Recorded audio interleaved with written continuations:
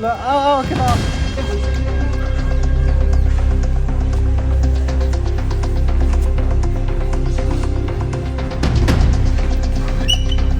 यहाँ त ठुलो यार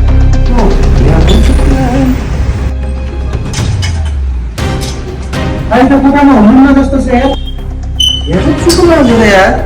ढोकातिर पनि सबै चुकुल लगाएको छ यार सबैतिर बन्द छ अन्त मन्दिरतिर आएको मन्दिरतिर पनि छैन कहाँ गयो होला यार ए छतमा हुनुहुन्छ होला एकचोटि जाउँ त हेर्न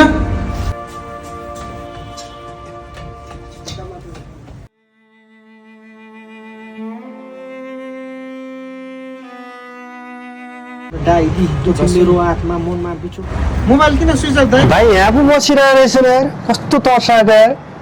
हामीले तिमीलाई कहाँ कहाँ खोज्यौँ भाइ यार हामी त कस्तो डरायो नि किन के भयो भाइ त्यस्तो डराउनु पर्ने कुरो के छ र केही नराम्रो कदम पो उठाउनु भयो कि भनेर नि दाइ तिमीहरू त्यतिसम्म सोच्ने भयो है किन र वीरेनलाई म त्यति कमजोर देखिन्छु र होइन नि भाइ अब अहिले सामाजिक सञ्जाल खोल्ने बित्तिकै त्यस्ता घटनाहरू छटपुष्ट देखिन्छन् त्यो डर लाग्यो नि हो नि अस्ति भर्खर पनि हाम्रो गाउँकै केटो एउटा सामाजिक सञ्जालमा लाइभमा आएर आत्महत्या गर्यो न कतै तपाईँ पनि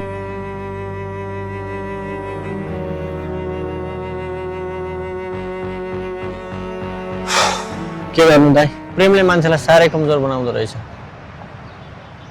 अब कमजोर भएर भयो त दाइ मासु भात पकाएर खानु पर्यो नि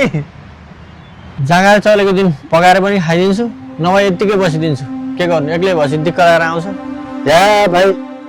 हामीतिर आउने यार कहिले काहीँ भोकै चाहिँ बस्नु हुँदैन है एक दुई छाक त यार म पनि बनाएर खुवाइहाल्छु नि यार अब भोलिदेखि त म पनि उतै खान आउँछु शिव दाइ भोलिदेखि हिँड्नुहोस् है तपाईँ पनि उतै खान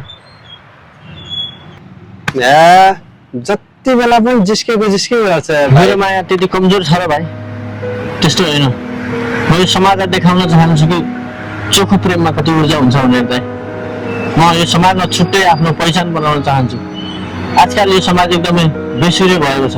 सायद मान्छेहरूको आवेश र रिसले गर्दा होला हो भाइ तिमीलाई अझ धेरै सङ्घर्ष गर्नु छ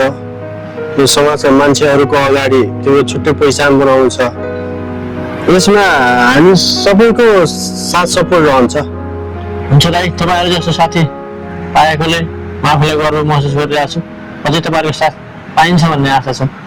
वाह वाह खतरा दाइ खतरा तपाईँ अब ऱ्यापर भइसक्नु भयो जेनजी स्पेन रेकर्ड गर्नुपर्छ त्यही गर्नु पर्ला दाइ अब प्रेमले गर्दाखेरि यस्तो स्थिति भयो